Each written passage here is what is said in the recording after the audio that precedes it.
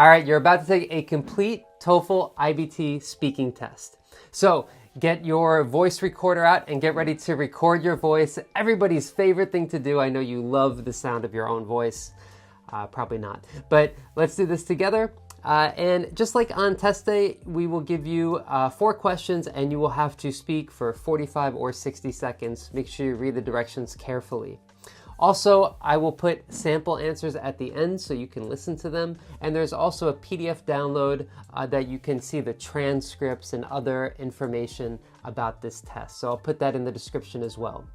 Also, if you want to get your score as quickly and as easily as possible, check out the TOEFL emergency course only for you. The YouTube audience get this exclusive offer where you have study plans in this emergency course, 2 days, 1 week, 2 weeks, and 1 month. And also, this is all of the best tips, tricks, strategies, and practice all in one powerful package. So you can check that out. Again, there's a link in the description to that. But I think that's about it. All right, good luck, test takers, and I will see you at the end.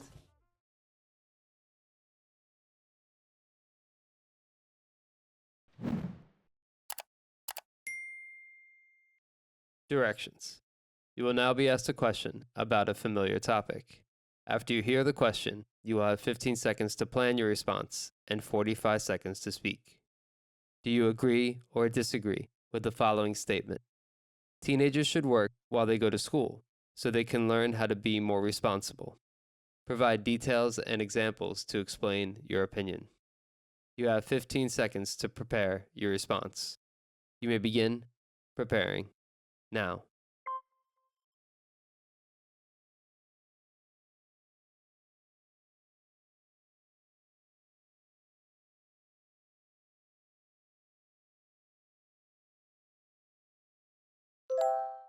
You now have 45 seconds to speak. You may begin speaking now.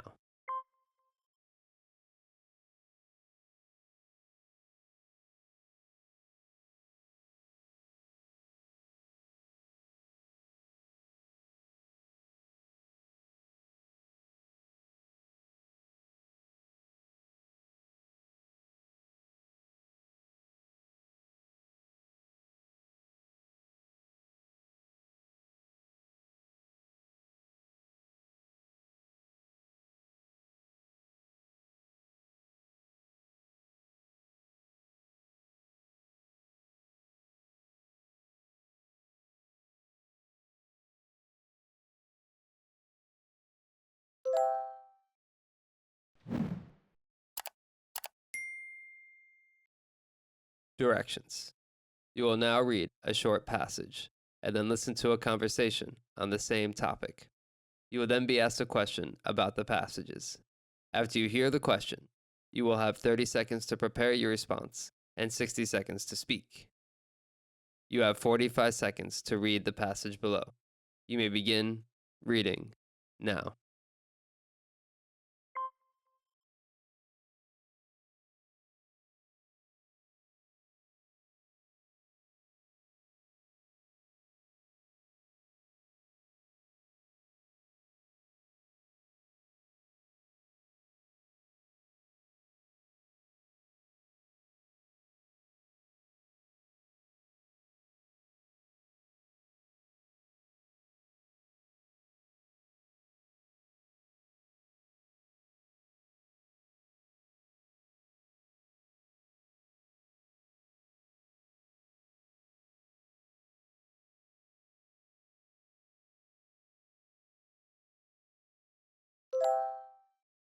Now listen to a conversation about the same topic. Hey Lisa, did you read Johnny's letter in the school paper? Yeah, I'm just finishing it now, actually. I can't believe he finally complained about it. Yeah, and I think it's great. Almost everyone I talk to agrees that the cafeteria should be more flexible when it comes to meal plans. I mean, I'm not crazy about the cafeteria's food, but I like to go there to meet up with friends and hang out. I'd buy a 50-meal plan, for example, but I would never get the yearly meal plan. Yeah, I guess you have a point, but won't this make meals more expensive? I'm on the school's meal plan right now, and the one thing I love about it is the price. It's so cheap. I don't see why a new meal plan structure would affect the price of the current system. It's basically just adding more options. Even though I might have to pay more per meal for my plan, it fits my schedule better. This type of structure is going to make everyone happy, both the students who don't plan on eating at the cafeteria every day, and the school, which can make a bit more money from the variety of options. And even students like you who already are on the meal plan won't be affected by this change. I guess you're right. Maybe Johnny will get what he wants after all. Now, answer the question. The man expresses his opinion on cafeteria meal plans. State his opinion and explain the reason he gives for holding that opinion. You have 30 seconds to prepare your response. You may begin preparing now.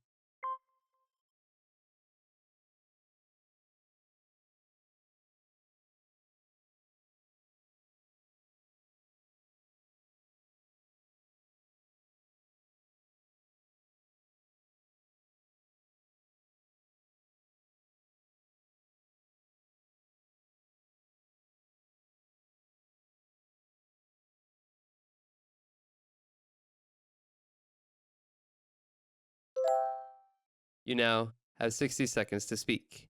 You may begin speaking now.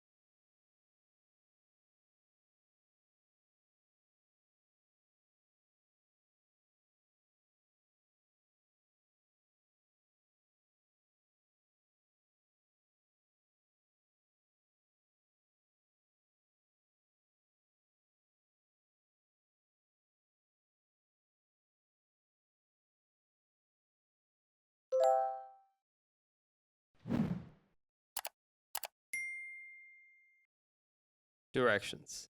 You will now read a short passage and then listen to a lecture on the same topic. You will then be asked a question about the passage. After you hear the question, you will have 30 seconds to prepare your response and 60 seconds to speak. You have 45 seconds to read the passage below. You may begin reading now.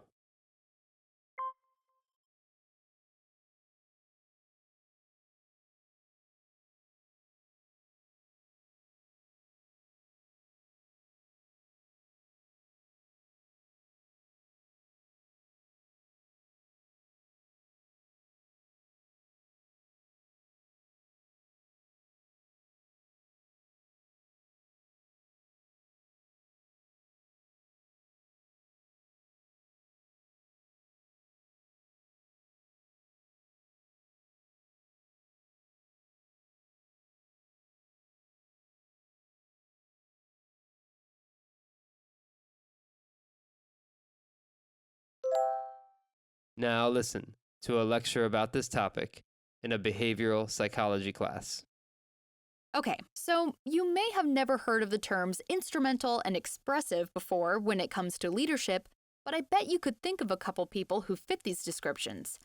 Now, I used to have a part-time job working as a waitress at a restaurant. I had a boss named Bill who was a typical instrumental leader. Not only was he good at managing his business, but he also had extensive experience as a waiter. He had high standards in the way we treated customers, and he expected all of us to do the same. The waiters were almost completely forbidden to speak with one another while at work, even when we didn't have any customers. He felt that if we focused on our tasks and the customers, not on each other, we wouldn't get distracted or become lazy. He did have a successful restaurant, but there were certainly other approaches he could have taken that weren't so strict. You know, my boss right now is Professor Green, the head of the department. She really knows how to treat the university staff with respect. While there are rules we have to follow and deadlines we must meet, she hardly ever pressures us.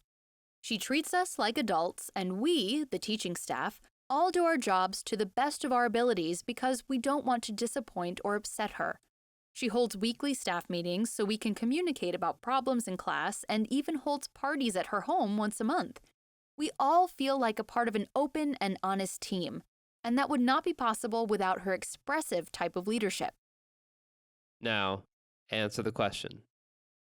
Using the examples from the lecture, describe 2 types of leadership.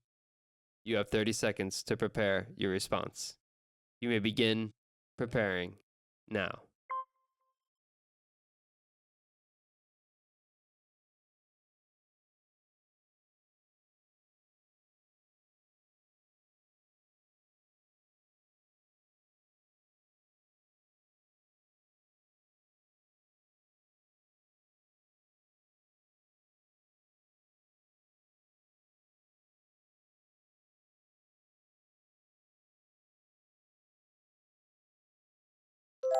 You now have 60 seconds to speak. You may begin speaking now.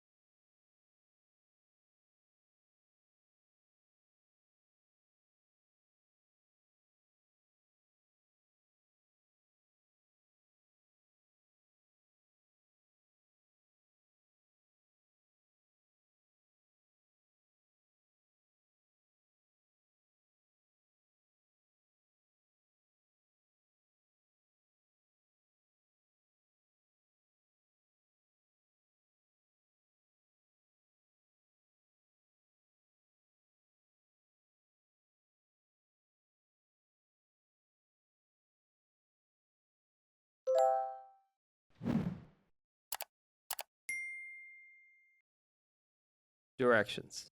You will now listen to part of a lecture. You will then be asked a question about it. After you hear the question, you will have 20 seconds to prepare your response and 60 seconds to speak. Now listen to part of a lecture in a psychology class. We spend approximately 1/3 of our lives sleeping. Given that the average life expectancy for most of us falls between 73 and 79 years old, we can expect to spend approximately 25 years of our lives sleeping. Surprisingly, the reason why we humans sleep is still mostly a mystery, but there are a few theories that attempt to explain the function of sleep. One popular hypothesis argues that sleep is essential in order for us humans to restore the resources we use throughout the day. The same way that bears hibernate in the winter when resources are scarce, perhaps people sleep at night to reduce the amount of energy they use. It has recently become fashionable to argue that people need to sleep at least 8 hours in a night in order to function at their optimal physical and mental capacity. I'm sure all of you have felt pretty sluggish after a late night with just a few hours of sleep, so this theory makes sense intuitively. However, there are others who are not convinced by this simplistic explanation of why we sleep and have proposed other explanations. Another popular theory proposes that sleep is an adaptive response to predatory risk.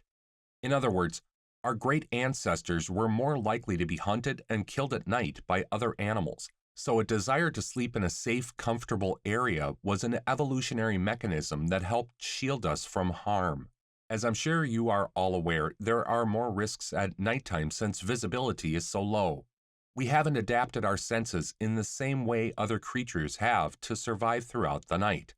Accordingly, it makes sense to believe that sleep is a biological response to our environmental conditions. But, just like the theory involving energy conservation, there are some who disagree. Now, answer the question. Using points and examples from the talk, describe the 2 theories that explain why humans sleep. You have 20 seconds to prepare your response. You may begin preparing now.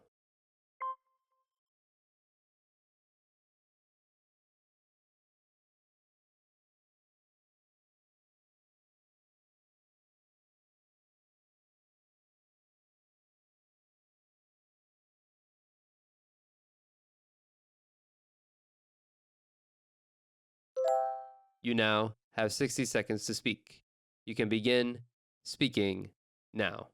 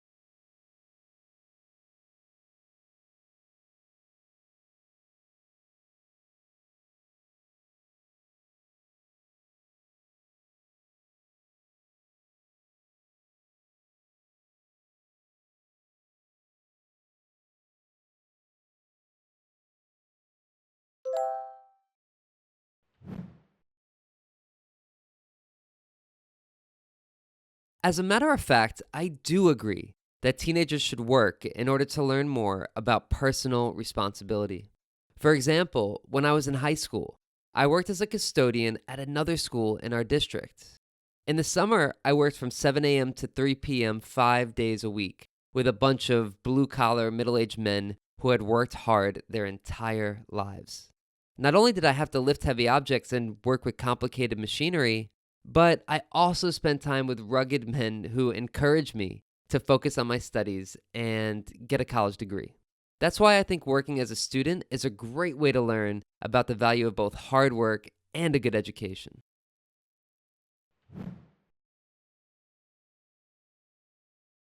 According to the letter, the school's meal plan is too strict and should be more flexible. The man in the conversation completely agrees with this proposal. Even though he's not a big fan of the cafeteria's food, he likes to go there to hang out sometimes. He's not on the school meal plan right now, but if they had a flexible 50 meal plan, for example, he would take advantage of it. On top of that, he believes adding this option will satisfy everyone. Students can still go to the cafeteria once in a while for the occasional meal, and the school can earn a bit more revenue with the increase in school lunch purchases. The prices wouldn't change, only the number of options. This basically sums up why the man likes the idea of changing the school's meal plan.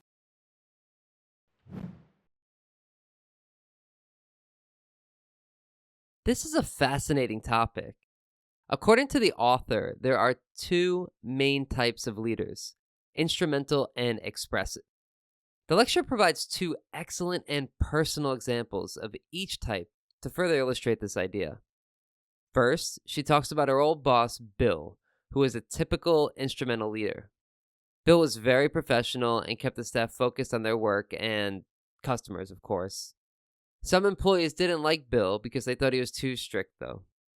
In contrast, the lecturer now works under Professor Green, and she's an expressive type of leader. She's respectful of the staff and holds weekly meetings for them to communicate about their problems. The professor seems to prefer expressive leadership because everyone feels more like a part of the team. So, there you have it. Those are the two types of leadership discussed in the passages.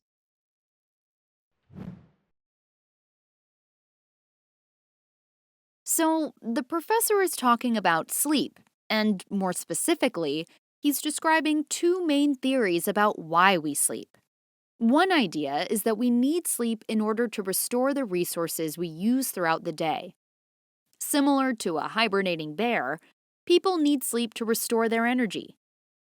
The common thought is that 8 hours is needed for people to function at their best. But there is another theory that says people sleep because of evolution. Our eyes were never adapted to being active at night.